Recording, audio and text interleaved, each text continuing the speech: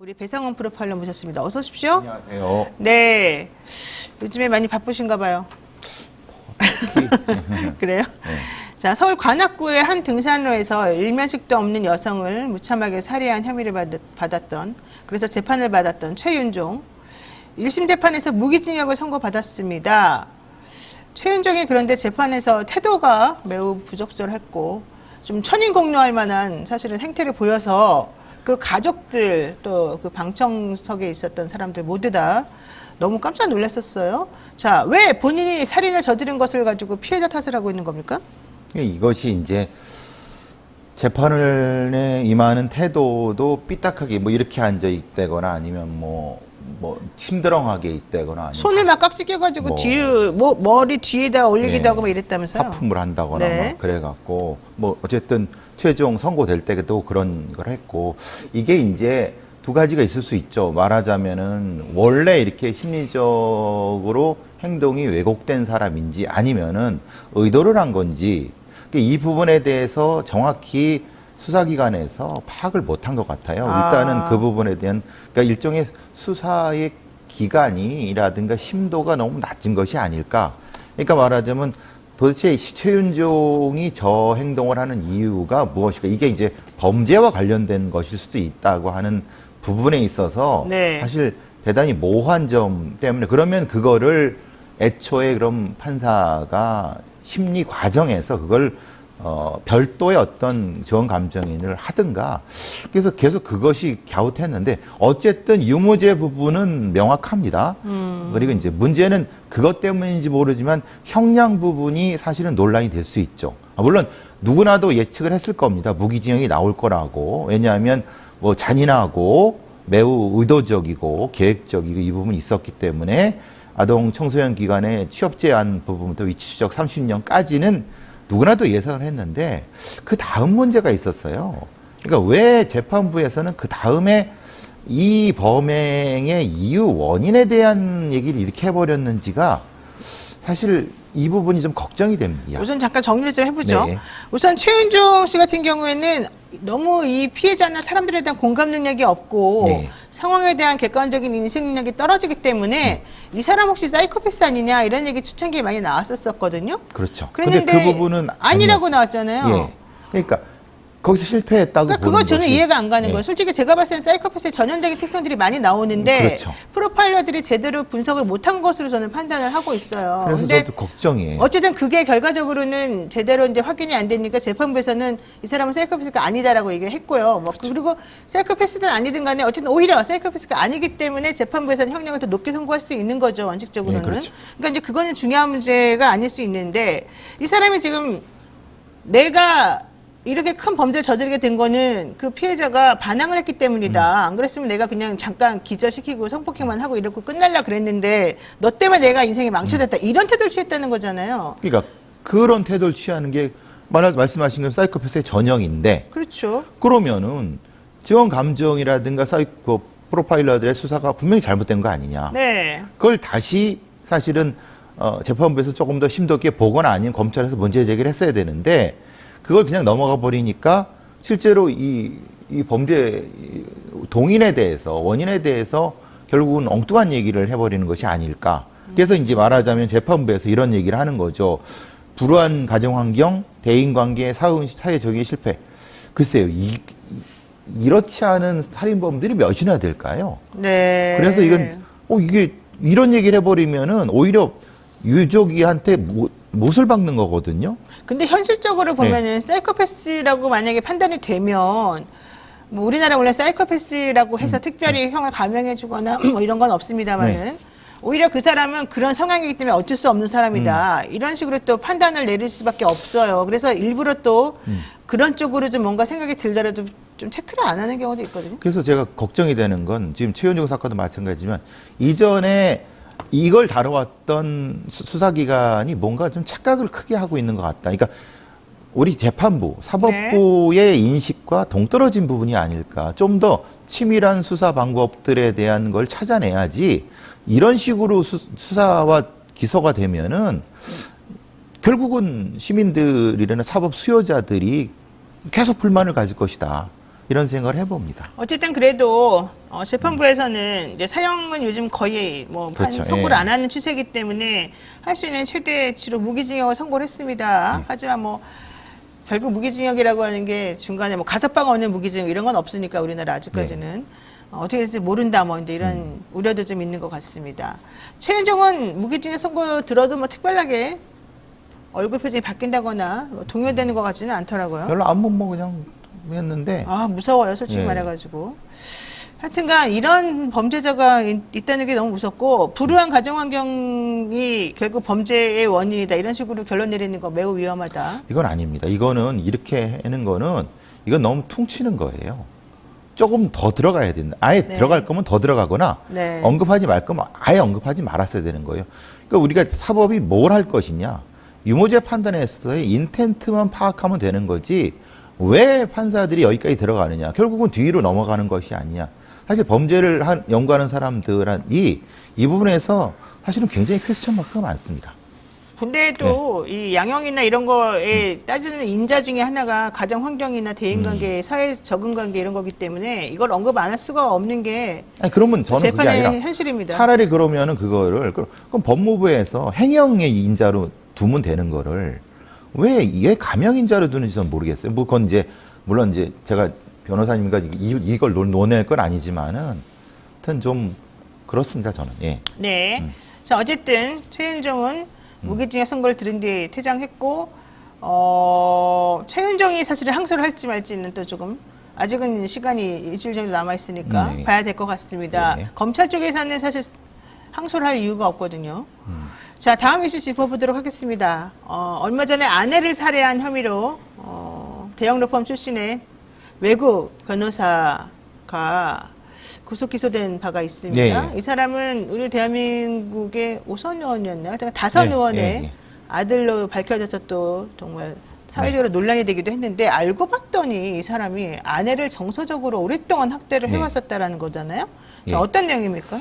내용사고는 지난달 3일에 본인의 자택, 오피스텔이죠. 종로에 있는 오피스텔에서 자기 부인을 살해한 혐의로 체포가 됐습니다.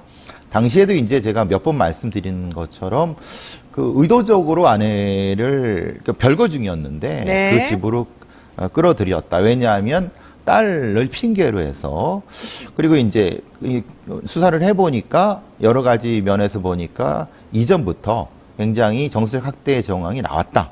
그리고 말 자체도 굉장히 거의 쓰레기 같은 말들을 많이 했습니다.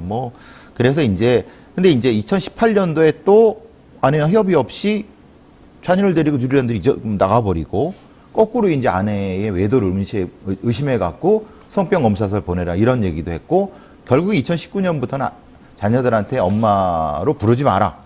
여러 가지 진짜 말도 안 되는 그런 얘기가 나왔죠. 근데 저는 그건 제가 알고 있는 상황이랑 틀리다는 겁니다. 아, 그래요? 예, 제가 이제 공소장을 받아봤어요. 네. 그 관련된 분한테 이제 그 공소장을 왜냐하면 그게 이제 이성만 이신가요? 그분이 이제 요청을 해갖고 공소장을 받아갖고 그걸 봤는데 흉기가 다르더라고요. 흉기가 달라요? 흉기가 막대기로 돼 있어요. 공소장에? 예, 예. 네. 그리고 그 공소장 내용도 그거고. 근데 그런데? 제가 피해자 쪽 변호사한테 들은 얘기는 쌍절곤이었거든요. 쌍절곤으로 맞았다는 거죠? 예. 근데 왜 이게 달라졌는지 전혀 이해를 못 하겠더라고요. 목을 졸린 것도 있지 않나요? 아니, 그러니까 목을 졸린 거죠. 그러니까 네. 치명적인 형태의 쌍절곤으로 두부를 강타당하고 그리고 죽을 때까지 목을 졸랐어요. 그러니까 주먹과 쇠파이프로 아내를 가격하고 목 졸라 숨지게 했는데 그게 그 공소장에 나오는 거죠. 여기서 말하는 쇠파이프가 이제 쌍절곤을 쇠파이프라고 표현한 것으로 저는 알고 있는데. 아니, 쇠파이프랑 쌍절곤은 전혀 그러니까 다르죠. 공소장에 그렇게 예, 했다고요. 예. 생각해보세요. 쇠파이프는 우발적 요소가 들어갑니다. 그죠? 쇠막대기니까. 쌍절곤은 다른 거예요, 완전히. 네. 이거 하여튼 그 부분이 좀 그래서 재판 중에 한번 문제 제기를 해보라고. 네. 예, 이게. 문제 어쨌든 제기를 해보라면 공소장이 잘못됐다는 얘기인데 그럼 결과적으로 수사가 잘못된 그 거죠. 사람을 풀어줄 수밖에 없잖아요. 그렇게 되면 안 되죠 또. 그러니까 이제 왜 그렇게 됐는지를 공소장을 그럼 정정을 하든가 하여튼 그런 부분이 필요한 것 같아요. 지금 베프의 얘기를 들어보면은 수사기관의 잘못을 자꾸 지적을 해서 네. 피고인이 풀려나게 지금 만드는 얘기를 하고 있어요. 아까부터. 네. 그거는 이제 어쨌든 그건 수사기관이 잘못했으면 분명히 바꿔야죠. 일단 네. 이 사람이 제일 나쁜 것 같아요. 제가 봤을 때는. 네. 이 사람은 어쨌든 2014년도에 결혼을 했는데 결혼할 무렵부터 서울역에 가봐라. 너 같은 사람은 너 같은 여자 널려 있다. 뭐 이런 식으로 그 부인을 비하하고 비난하고 외도를 의심하고 끊임없이 추궁하고 자식들하고 떼어놓게 하고 뉴질랜드로 아이들을 데리고 이주하면서 부인을 혼자 고립시키고 아이들로 하여금 엄마에 대한 욕을 영어로 하게 만들고 아이들에게 엄마를 나쁜 사람이라고 계속해서 세뇌시키고 이랬다는 거잖아요. 이 사람 정신감정 해봤습니까? 아니요, 그건 안 했어요. 왜 안 하죠? 이거는 말이 안 되죠. 이 사람은 뭐 이유도 없이 어쨌든 외도를 의심하고 자꾸 이랬다는 거는 부인에 대해서 그쵸. 정서적 가학을 상당히 문제가 있죠. 예. 그러니까 그 부분을 분명히 만약에 근데 그것도 사실은 좀 제가 걱정이 되는 부분이고, 그러니까 그런 부분들이 전혀 나타나지 않고 있어요.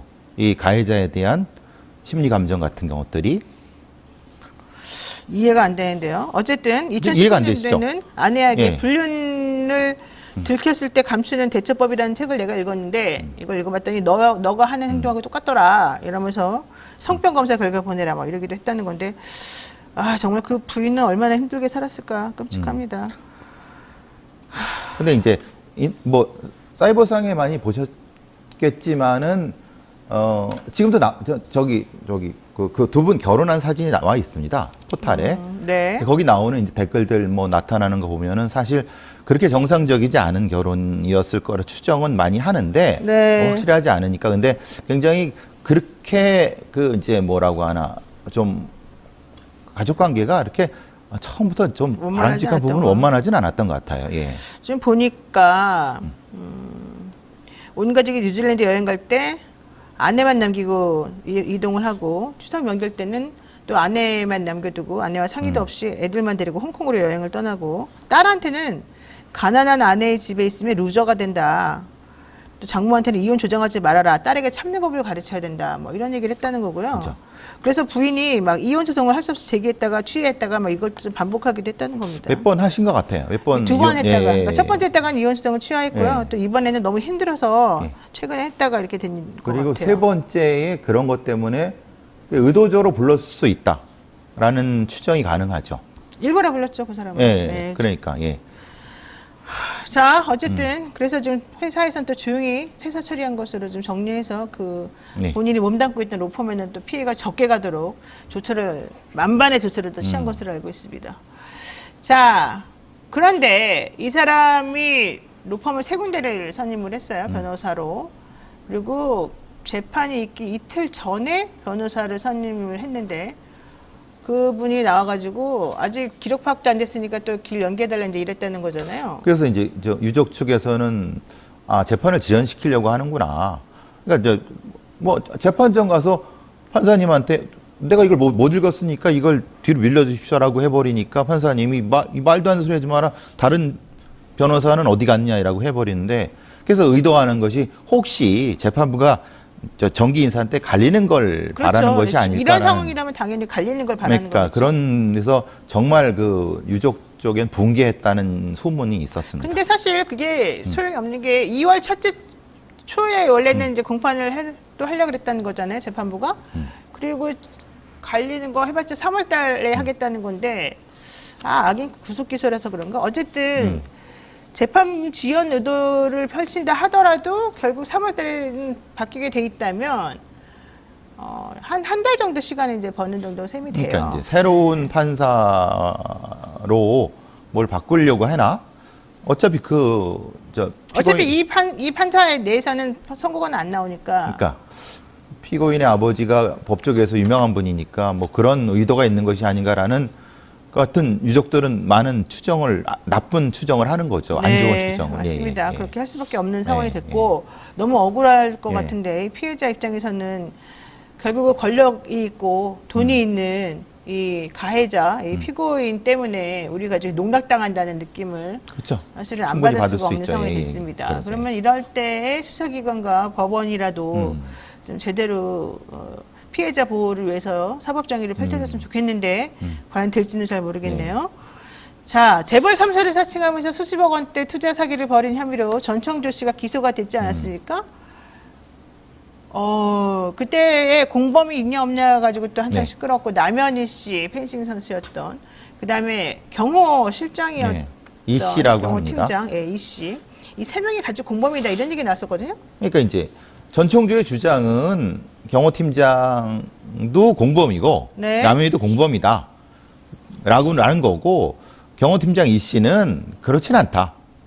자기도 속아서 4,500만 원을 투자했는데 그것 때문에 어쩔 수 없이 했다. 그러니까 맞서고 있는 거고 요번에 이제 이 씨의 재판에 전청조가 증인으로 가서 한 얘기 때문에 실제로 이 논란이 되는 거죠. 결국은 야 너도 나랑 같이 했는데 왜 너만 빠져나가려느냐. 너 착하게 살아라. 라고 하니까 판사님이 그 의미가 뭔지를 아세요라고 이제 오히려 그렇게 쓰지 마세요라고 한 거죠. 말하자면 전청조가 이런 얘기를 했다는 거예요. 네. 떳떳하게 살자 우리. 그러니까 떳떳하다는 말이 거기서 쓸 수 있는 말입니까? 이런 식으로 해버린 거니까 이 전청조의 재판을 대하는 태도를 명확히 알 수 있는 거죠. 그러니까 지금 이 경호팀장 이 씨에 대해서 전청조는 나랑 공범이다. 그렇죠. 우리 네. 시그니엘 같이 살았고 다 그 시그니엘 입주할 때 이 모든 이름을 다 이 사람 이름으로 네 이름을 했다 이 얘기죠. 그리고 우리 돈 뭐 투자 받았던 돈이나 이런 후원 받았던 돈이나 다 우리 셋이 공평하게 나눴었다. 뭐 이런 얘기를 지금 했어요. 그렇죠. 그러니까 이 경호팀장이나 남현희 씨는 무슨 소리냐 그런 거 없다라고 얘기를 했고 그런 와중에 전청조 씨가 아직까지는 이제 재판이 진행되기 전에 수사기관에서 수사받는 초창기에 극단적 선택을 시도했다는 거 아닙니까? 근데 그것도 웃긴 근데 거예요. 그게 좀 이해가 안 가는 게 왜냐하면 예. 그 시그니라는 게 굉장히 비싼 데지 않습니까? 네. 거기 위에 이제 목을 맸다고 하는데 목을 이게 끊어져 갖고 옆에 있는 유리를 깼다는 거예요. 그건 말이 안 돼. 통일이 그게 안 깨져요, 그거. 그러니까 그게 얼마나 네, 비싼 유리고 네. 두꺼운 유리인데 그러니까 얘가 이거 다 이제 말하자면 이 씨를 끌어들이기 위해서 감정적으로 공범화 전략을 했을 가능성이 높아요. 이게 얘만 그런 게 아니라 이 연결된 전청조의 수법을 보면은 이런 방식으로 이제 일종의 불쌍한 척을 많이 하거든요. 그러니까 이 씨가 결국은 그랬다는 거예요. 야, 왜 그러니? 막 울부짖었다는 거예요. 그 똑같은 맥락이죠. 근데 이 뭐 자살하려고 했는데 끈이 끊어지면서 화장실 통유리가 다 깨졌다라고 말한 거는 그 경호팀장이 아니라 연예 대통령이라고 하는 그 이진호 씨 유튜버 아닙니까? 예, 거기서 이제 그런 얘기를 한 그러니까 거죠. 그거는 이제 이진호 씨 말이 사실인지 아닌지는 확인되지 않은 거라서 그렇죠. 그걸 예, 함부로 그렇죠. 말할 예. 수는 없는 거고 어쨌든 중요한 건 이 경호팀장에게 혹은 남현희 씨에게 책임을 일부라도 떠넘기려고 하는 전창조의 태도가 문제다. 그렇죠. 예. 이런 얘기고 재판부에서는 그 사람이 마치 그러면서도 재판부에도 기만적으로 난 최대한 벌을 받고 나중에 떳떳하게 살고 싶다 이렇게 말한 것 자체가 좀 너무 말이 안 되기 때문에 재판부에서도 나무랐다 이런 얘기인 거죠. 그렇죠. 예. 자, 어쨌든 중요한 거는 공범이라고 자꾸 끌어들이는 이유는 나 혼자 죽을 수 없다. 같이 나눠서 죽자. 뭐 이런 얘기인 것 같은데 대부분 이런 식으로 태도를 많이 보이죠. 그렇죠. 그리고 지금 이제 어쨌든 그 수익을 자기는 아무것도 없다. 결국은 남현이한테 갔고 이 씨한테 갔으니까 저쪽에 받아라. 결국은 그런 식으로 지금 계속 그 진행을 하고 있대요. 피해자들한테도. 아니 근데 이거는 사실은 그 돈이 어떻게 흘러갔는지 흐름은 금방 확인이 될 수 있는 건데 지금 재판까지 할 정도면 시간이 많이 흘렀는데 확인이 안 됐습니까? 아직까지도? 그렇죠. 그게 안 된 게 문제죠. 그러니까 왜 수사를 그렇게 못하죠? 이해가 안 가는데 저는. 그러니까요. 그러니까 이게 말은 계속 이렇게 떠드는데 그러면 그게 아니라는 거를 이 검찰 쪽에서 제시를 하면 되는 건데 그렇게 확실히 제시를 못하는 것 같아요. 이게 한번 뭐 돈 세탁이 된 것도 아닐 텐데. 돈색 될 수도 있죠. 현금으로 줬을 수도 있고 줬다고 했을 수도 있고 그런 거죠. 현금으로 줬다고 했을 수도 있는 거죠. 근데 그 돈을 한꺼번에 팍 꺼내가지고 현금으로 또 누구에게 주면 그 돈을 또 현금으로 뭐 어떻게 해. 이게 사실 쉽지가 않아요. 그렇죠. 당연히 생각보다. 그렇죠. 그래서 네. 돈 세탁이라는 게 그렇게 막 함부로 될 수 있는 게 아니라서 이 사람들이 무슨 아주 전문적으로 이걸 할 수 있는 능력이 있는 것도 아니고 큰 사업체를 가지고 있어 돈을 어떻게 녹일 수 있는 분도 아니거든요. 이 사람들이. 그래서 나오는 얘기 이제 코인 얘기가 나오고 그러면 코인으로 코인에 같이 투자했을 했다. 것이다? 예. 그래서 3 같이 했다. 전청조가 계속 그 얘기를 하는 게 그거예요. 코인 얘기하면서 계속 이거를 재판에서 이런 얘기를 해버리니까 판사님도 헷갈리는 거예요. 네. 그런가? 그럼 남현이도 공범이지? 뭐 이런 느낌을 계속 주는 거죠. 근데 남현희 씨는 여기에 대해서 그 초창기에는 한참 자기 억울하다는 식으로 어필을 네. 많이 하더니 그 이후에는 또 좀 얘기가 좀 들어갔어요. 뭐 재판 중이기 때문에 아마 법정에서 얘기하려고 그러는지 모르겠지만은 전혀 그 언급은 나오지 않거든요. 네, 그러니까요. 그럼 남현희 씨의 입장이나 남현희 씨 관여도라든가 이런 것들에 대해서는 지금은 알려진 게 없습니까? 알려진 게 없고 재판 중에서 나오는 이제 재판에 증언할 때 나올 것 같아요. 지금 전청조 씨 재판이 지금 어디까지 지금 진행된 단계예요? 그러니까 전청도 재판도 하고 이씨 재판도 하고 진행 중인 그렇죠. 거죠. 이제 남현희 씨 재판도 같이 하는 거 아니에요? 그러니까 남현 씨 부분에서도 같이 하는 거죠. 그러니까 남현이 조금 늦는 것 같아요. 네. 아, 진짜 이 사기와 이 사기죄 이 공동 정범들의 역할 분담이라던가 이 재산상의 이득을 어떻게 분배하는 과정인지 이런 것들은요 상당히 복잡하고 좀 사실은 진실을 밝혀내기가 생각보다 쉽지 않은 부분들이 많이 있어서 좀 그런 것 같기도 하고요. 근데 전청조 씨가 그렇게 또 아주 치밀한 것 같지는 않은데 이걸 또 이렇게 수사기관이 제대로 못 밝힌다는 것도 좀 이해가 안 가긴 합니다. 그러니까 제가 계속 말씀드렸잖아요. 사기 전문 수사부서라든가 전담이 있어야 된다고. 이게 이러다가 보면 그냥 흐지부지 될 수밖에 없어요. 자, 요거 하나만 네. 조금 살짝 언급하고 가겠습니다. 얼마 전에 중학생들이 지하 주차장에서 소화기를 쏘며 놀다가 붙잡혔는데 아버지가 그 자기 딸이 그랬다 이러면서 신고를 했어요. 근데 이제 알고 봤더니 딸은 그 아이들하고 같이 하는 현장에 있었는데 실제 뭐 소화기를 쏘지는 않았던 것 같고 그 소화기를 어쨌든 지하 주차장에 있는 차들을 향해 쏘는 바람에 뭐 40몇 대가 피해를 입었다는 거잖아요. 근데 이제 문제는 그거는 그렇게 큰 문제가 아닌데 뭐 일반적으로 뭐 그런가 보다 했는데 아버지가 나중에는 후회를 했다는 거죠. 자기 딸을 이런 식으로 신고한 것을 왜 후회를 했느냐? 왜 후회를 했다는 거죠? 오히려 그거를 자랑스럽게 그렇죠. 영웅담으로. 영웅심리처럼. 그래서 이 아버지나 경찰들이 전혀 엉뚱한 걸 하고 있는 거예요. 실제로 이 사건은요. 세 사건이 합쳐진 겁니다. 사실은 얘네들은 이게 세 번째입니다. 그 전에도 두 번 있었고. 네. 그러고 이 사건의 핵심 부분은 실제로 뿌린 애가 문제가 아니라 지켜본 애가 주범인데 이 구조를 이 사람들 전혀 모르는 겁니다. 그러니까 이런 거죠.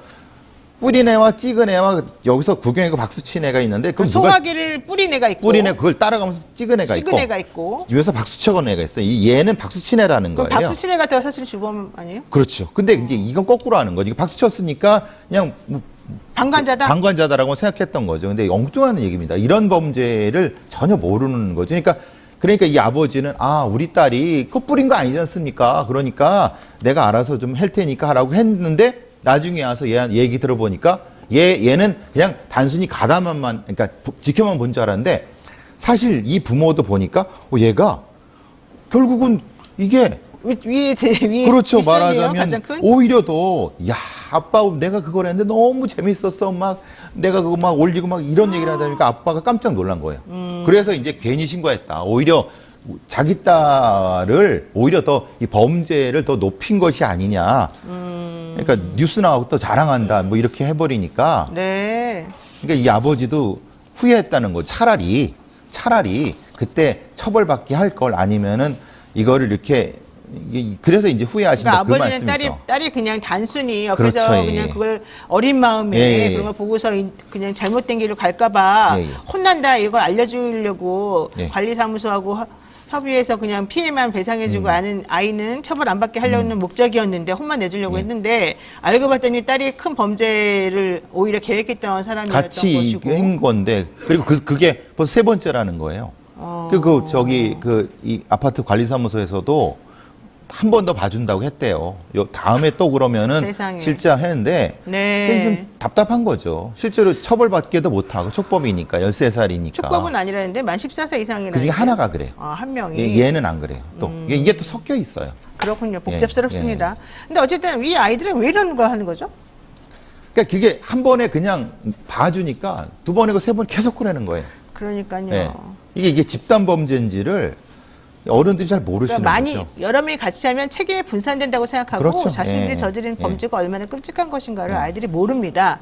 이럴 땐 좀 혼 좀 내주는 것도 필요할 것 같고 좀 사회적으로 이 부분에 대해서는 이 촉법소년과 이 범죄 청소년들 14세 미만의 연령 아이들 다 좀 정리를 좀 해야 될 필요가 있을 것 그렇죠. 같습니다. 자, 오늘 말씀 여기까지 듣겠습니다. 지금까지 배창훈 프로파일러와 함께했습니다. 고맙습니다. 감사합니다.